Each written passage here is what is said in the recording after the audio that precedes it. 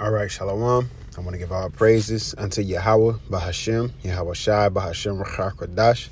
Yahawah being the true name of the Heavenly Father. BAHASHAM, meaning in the name of YAHAWASHI, his only begotten Son, whom the world ignorantly calls Jesus Christ. Also want to give double honors unto the apostles, elders, and bishops of Great Millstone, and blessings and salutations unto the elect of Yasha'Allah, which consists of the so-called Negroes, Latinos, and Native Americans today, and blessings and salutations to the hopeful elect, the Akim out there, the brothers out there, enduring this truth across the four corners of the earth, teaching and preaching through truth and sincerity, Salakia, through truth and sincerity, through the spirit of Yahawah, BAHASHAM, YAHAWASHI, as well as the men and women that follow, and those who might look like the other nations, but are of the nation of Israel and your father's side by blood. And I wanted to just get into Bell and the Dragon. You know, I was watching the elder brother Yashawamba's video the other day about knowledge increase, and he spoke about he said something to the effect of the idols. You know, the idols are speaking, and that these robots, these AI robots that they're creating. It's getting to, as you've seen with Elon Musk, I'm sure. He's advanced his robots from the prototypes that he had. I believe it was last year, if I'm not mistaken. So he's been working. Had him pretty much serving drinks and giving out gift bags and entertaining guests at a party that was that they had. So I started thinking about Bell and the Dragon, and just how far people are willing to go to believe in what they can't prove, as well as to believe in a lie to deceive someone. Like they say, in order to tell a lie, you got to know the truth. So without further ado, let me get into this. This is Bell and the Dragon, verse 1. It says, "And King Astyages was gathered to his fathers, and Cyrus of Persia received his kingdom. And Daniel conversed with the king and was honored above all his friends. Now the Babylonians had an idol called Bel, and there were spent upon him every day 12 great measures of fine flour, and 40 sheep, and 6 vessels of wine." And it's the same with these holidays. All the money that's spent upon the food that they use for Thanksgiving, the money that they spend for makeup and costumes and parties for Halloween, Christmas. We know, everything. A lot of stores make their big income around that holiday, man. That's why they have that Black Friday after Thanksgiving. And people go to buying stuff, and that'll be the gifts a month later, and just so on and so forth for the rest of the holidays as well. All right, you'll notice a store start putting out the decorations or the costumes or the Easter baskets or the candy, Valentine, whatever, about 3 to 4 weeks before it even come about. They can't wait. All right. So it's the same back then, man. They giving all these things into the idol, which, found out at the end of the day, they was doing it for naught and actually giving it to the priest. All right, verse 4, it says, "And the king worshipped it and went daily to adore it. But Daniel worshipped his own God. And the king said unto him, Why doest not thou worship Baal? Who answered and said, Because I may not worship idols made with hands, but the living power, who hath created the heaven and the earth, and hath sovereignty over all flesh." And that's a big killer to our people, man. Idols, idolizing people, idolizing things that, don't give you life and don't give you purpose, man.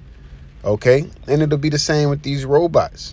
All right. It'll be the same with the robots. That's just another idol that people are will be willing to spend their money on for nothing, to be lazy, to do nothing. Like I said, to have a robot babysitting your children and cutting your grass and, whatever the case is. All right. And people will be willing to defend the purpose of having one. You know what's wrong with the old ways, man? Okay.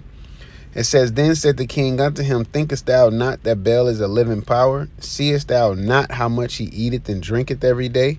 Then Daniel smiled and said, O king, be not deceived, for this is but clay within and brass without, and did never eat or drink anything. So the king was wroth and called for his priests and said unto them, if ye tell me not who this is that devoureth these expenses, ye shall die.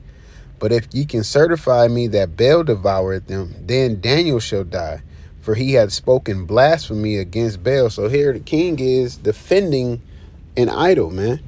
All right, he has no proof except for what he think he sees.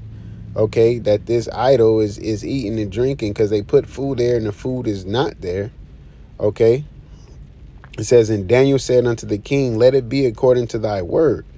And then you can see Daniel like, all right, cool. I'm cool with that. Because why? He trusted in YAHAWASHI, man. It says, now the priests of Baal were 70 beside their wives and children. And the king went with Daniel into the temple of Baal. So Baal's priest said, lo, we go out, but thou, O king, set on the meat and make ready the wine and shut the door fast and seal it with thine own signet. And tomorrow when thou comest in, if thou findest not the Baal hath eaten up all, we will suffer death, or else Daniel that speaketh falsely against us. And they little regarded it, for under the table they made a privy entrance, whereby they entered in continually and consumed those things. And it's the same with the RFID chip, man. That thing is going to be pushed and made mandatory, and some people are going to be completely with it, because you see people are completely with it now based off of the convenience of it. Okay, and people like tangible things. They like to be able to feel powerful based off something within their grasp, man, opposed to just being subject to a higher power. All right. It says, verse 14. So when they were gone forth, the king set meats before Baal. Now Daniel had commanded his servants to bring ashes, and those that strewed throughout all the temple in the presence of the king alone. Then went they out and shut the door and sealed it with the king's signet, and so departed. Now when the night came, the priests with their wives and children, as they were wont to do, and did eat and drink up all. In the morning betime, the king arose, and Daniel with him. And the king said, Daniel, are the seals whole? And he said, yeah, O king, they be whole. And as soon as he had opened the door, the king looked upon the table and cried with a loud voice, great art thou, O Baal, and with thee is no deceit at all. Then laughed Daniel, and held the king that he should not go in, and said, behold now the pavement, and mark well whose footsteps are these. And the king said, I see the footsteps of men, women, and children. And then the king was angry, and took the priests with their wives and children, who showed him the privy doors, where they came in and consumed such things as were upon the table. But they was willing to live with that lie, knowing it was them that was eating it, just to uphold this image. All right, just to bring power to this image, just so people can trust and put their faith in this image, man. Same with the image of the beast, this whole society, all right, and their ways of doing things, man. Okay, it's to give people hope. It's to give people something to look forward to. It's to get, well, false hope, I would say. You know, it's to really to deceive them, man. Just as these idols do.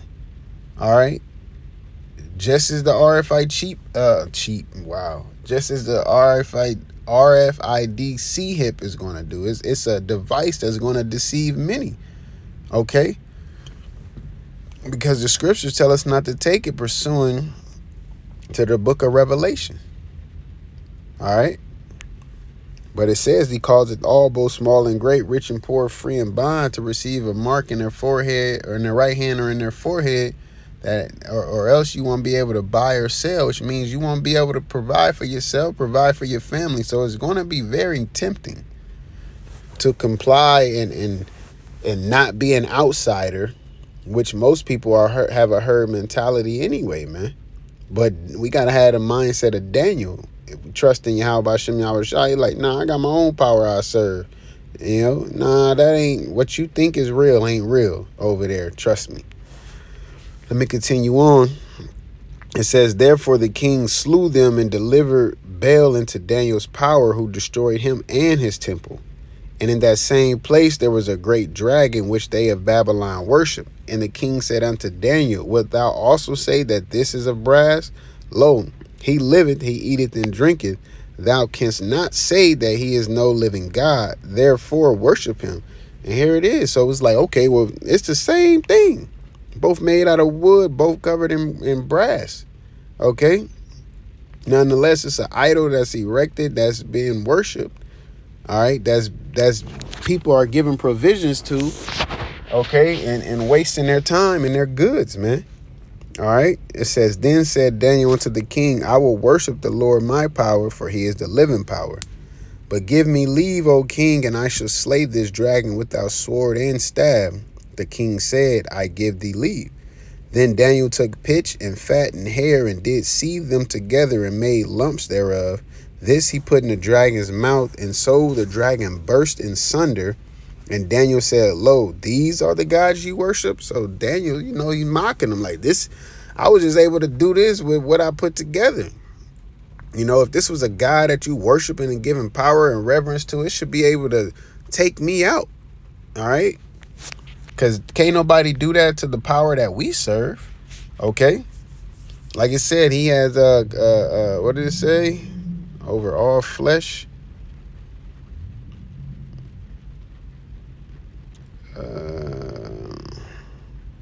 Yep, he has sovereignty. Verse 5. He has sovereignty over all flesh. All right. Let me see what verse that was. Verse 28 says, when they of Babylon heard that, they took great indignation and conspired against the king, saying, the king is become a Jew, and he hath destroyed Baal. He hath slain the dragon and put the priest to death. They like, the king is wilding right now. Okay, we ain't never seen him act like this. So who they gonna put the blame on? So they came to the king and said, deliver us Daniel, or else we will destroy thee and thine house. So they turned to the so-called black man. Nah, but they turned to, you know, Daniel, because he stood true on what he believed in, same as us, standing true on our faith, all right, through the spirit of YAHAWASHI, YAHAWASHI, as we are doing now, and Lord willing will continue to do to the end. Okay, because it's going to be the same when they start to bring in, you know, not more so talking about the robots at this point, but that RFID chip. All right. It says, where we at? Verse 30. Now when the king saw that they pressed him sore, being constrained, he delivered Daniel unto them, who cast him into the lion's den, where he was 6 days. In the den there were 7 lions, and they had given them every day 2 carcasses and 2 sheep, which then were not given to them, to the intent they might devour Daniel. So if I'm not mistaken, this is the second time Daniel was in the lion's den. All right, because the first was he didn't worship the statue of or was that about the fire? I had to double check in the book of Daniel, I believe, but he didn't worship the statue that Nebuchadnezzar had erected. You know, so here it is again, and he's been thrown back into the fire, and into the lion's den. And if you think about it, you know, he's been in this position before, and the Lord delivered him, you know, so that helped him as well, just as us. You know, the Lord has brought us through things to show us that he got our back, to show us that he, you know, as long as we trust in him and have faith, you know, everything will be all right. Okay. It says 33. Now there were in Jewry a prophet called Habakkuk, who had made pottage and had broken bread in a bowl, and was going into the field for to bring it to the reapers. But the angel of the Lord said unto Habakkuk, go, carry the dinner that thou hast into Babylon unto Daniel, who was in the lion's den. And Habakkuk said, Lord, I never saw Babylon, neither do I know where the den is. Then the angel of the Lord took him by the crown and bare him by the hair of his head, and through the vehemency of his spirit set him in Babylon over the den. So the angel just snatched him on up and carried him over to Babylon like that, snatched him up in a chariot, he got there fast, It says, and Habakkuk cried, saying, O Daniel, Daniel, take the dinner which the Most High has sent thee. And Daniel said, Thou hast remembered me, O Heavenly Father, O Yahawah, neither hast thou forsaken them that seek thee and love thee. And that's what it is. You got to seek the Lord and love him. Give him that reverence by trusting in him, calling upon him when in time of trouble. All right. Keeping your faith in him, It says, so Daniel arose and did eat, and the angel of the Lord set Habakkuk in his own place again immediately. All right, could have teleported there and just snatched him up in the chariot and just, got there, boom, like however he got there, it was immediately. All right. Upon the 7th day, the king went to bewail Daniel, and when he came to the den, he looked in, and behold, Daniel was sitting. Then cried the king with a loud voice, saying, Great art the Lord, power of Daniel, and there is none other besides thee. And he drew him out and cast those that were the cause of his destruction into the den, and they were devoured in a moment before his face. Now, this won't happen. They're not going to give reverence to our power, because within this society, it's all about them. Their pride have deceived them. All right. So whether they get, or whomever they get of us, all right, into their hands, you got to trust in YAHAWASHI, YAHAWASHI, until your end. All right. Because you might be put to death. Okay. And you might be delivered. It's all up to the will of YAHAWASHI, YAHAWASHI, man. Okay? You gotta, that's like he did. But they, like I said, they ain't gonna give reverence. But when they start bringing out the C-hip, just like they did on the C-vid situation, you had a lot of people turning on other people, blaming them, saying basically you're irresponsible in a roundabout way for not getting the vaccination, not getting that juicy juice up in you. You're basically trying to make you out to be a bad person. It's going to be the same with this. If you got kids and you don't get it, or if you become an outcast and you don't get it, or be rounded up, oh yeah, those is the ones that wouldn't take it, boom, boom, whatever the case is. But hey, got to trust in YAHAWASHI, YAHAWASHI to the end, baby. So with that, Lord willing, you was edified, and Lord willing, we allowed to endure into the end. And once again, I want to give all praises unto Yahawah, BAHASHAM, YAHAWASHI, BAHASHAM, QADASH.